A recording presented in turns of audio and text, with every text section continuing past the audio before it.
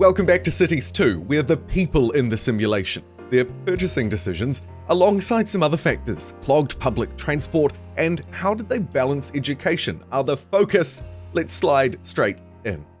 It is, of course, weekly update day, word of the week. It's changed its form many times, and we seem to have found a fairly happy place, where the developers share a little bit more about how Cities Skylines 2 works, their intentions, not just now or their design intentions, but also for the future. The first question that they were asked, that they picked out, was, could you talk about how citizens are simulated in the game? This one's quite interesting. They say, you've noticed that sometimes citizens don't quite behave the way you might expect. They mention that citizens can vanish, or that they might stay home for a day. Is this entirely unexpected behavior? Maybe it is. Maybe it's just me.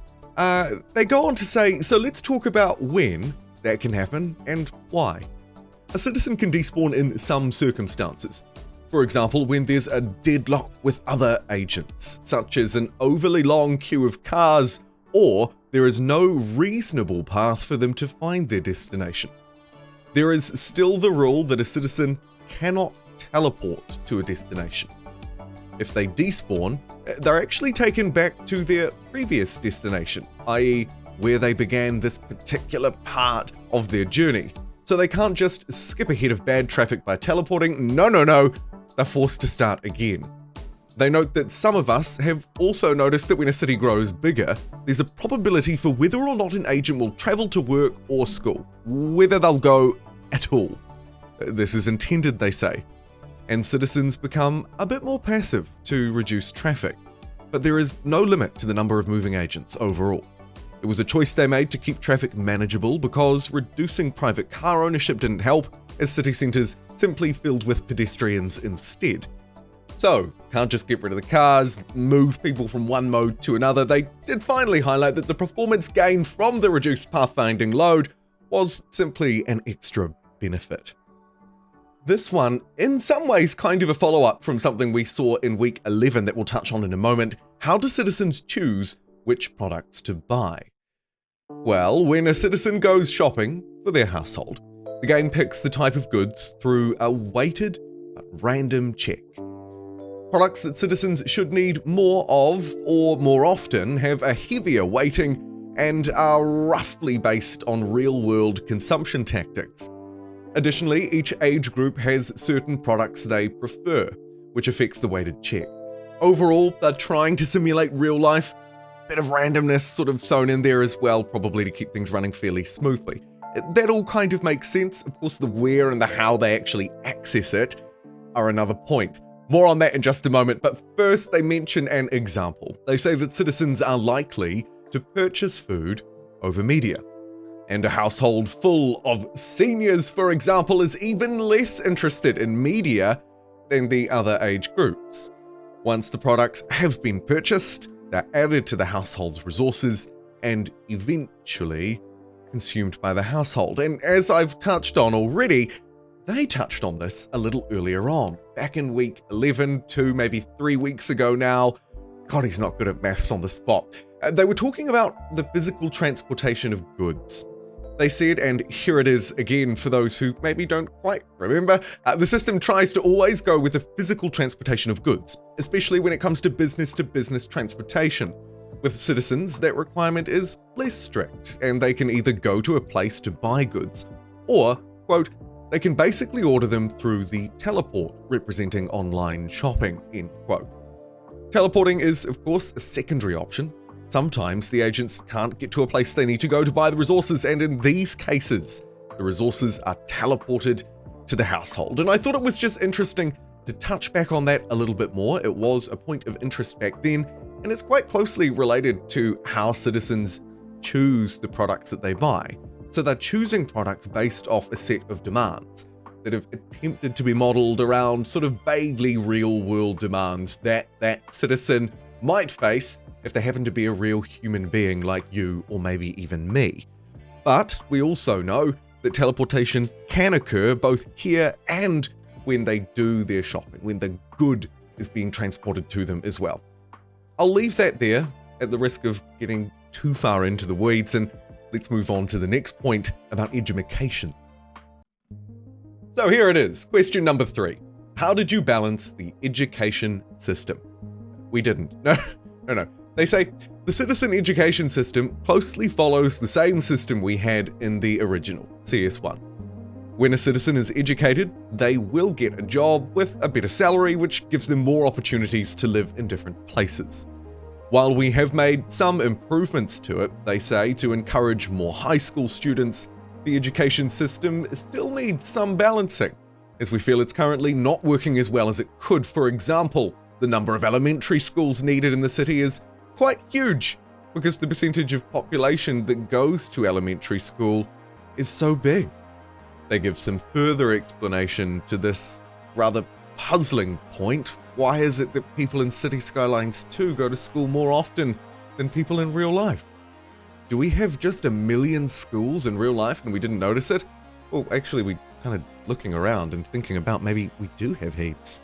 I guess they're just not absolutely ginormous buildings in real life, at least here in New Zealand often, in comparison to how they all are uniformly in City Skylines 2. Let's hear them out though and listen out to a bit more of the detail. They say, the children don't have a choice between studying and working, so that also raises the number of students compared to other education levels, where a proportion of the eligible students will choose to get out there and work instead. The elementary school's student capacity has been balanced around how many students the building could reasonably hold, and while it might improve the situation, a small school building with 1,000 students is quite unrealistic. Currently, we are checking the factors that need to be considered to balance the issue. This includes, for example, how long it takes to graduate from different types of schools. Additionally, each school type has its own graduation check curve that determines the probability of graduating.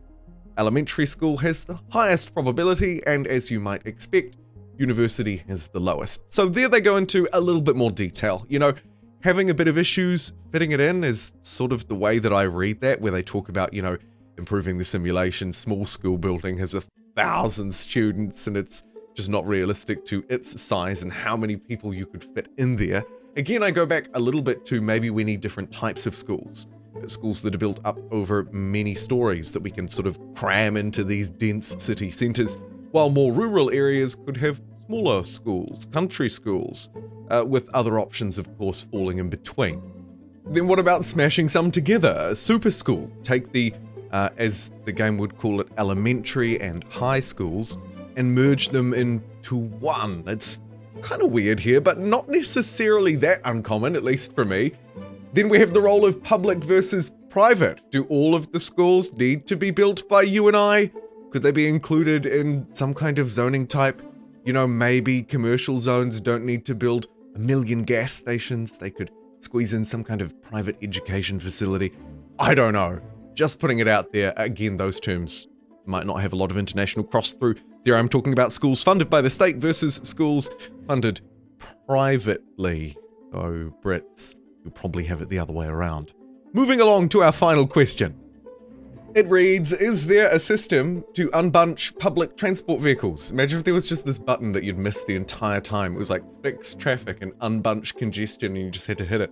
Anyway, public transportation vehicles can get bunched up due to traffic or most often when a new line is created and vehicles spawn. They have a system internally that spreads out vehicles on a singular line by extending stops when necessary. It helps the vehicles to move at more regular intervals, so our citizens can get where they need to go, and we don't have all of the buses arriving in one big, long line, but it takes a little while for vehicles to spread out properly on a brand new line. They've received reports of public transportation vehicles getting stuck for too long at a stop, and they're investigating the reasons behind it. So on the one hand here, they're saying, yeah, look, we have this system, it kind of helps spread stuff out, but it's probably just that you've made a new line and it's really congested things. And if it's not, we're working on a fix. And that ends that point. And also this week's update. And I don't know about you, I could be a little bit wrong here. Could have maybe just kind of missed it a little bit, but I feel like I didn't really learn much. Like this one didn't really say an awful lot. I like the format, I like it when they give examples. I would have probably liked it if they'd gone into a little bit more detail, talked about things that were a little bit more into the unknown. And also, I think it's quite valuable when they reflect on how it will affect the game moving forward. What changes they're actually making to try and fix things where they talk about problems. Because as time ticks on, City Skylines 2, looking at my calendar, roughly sort of coming up on 4 months old at the time of recording this video.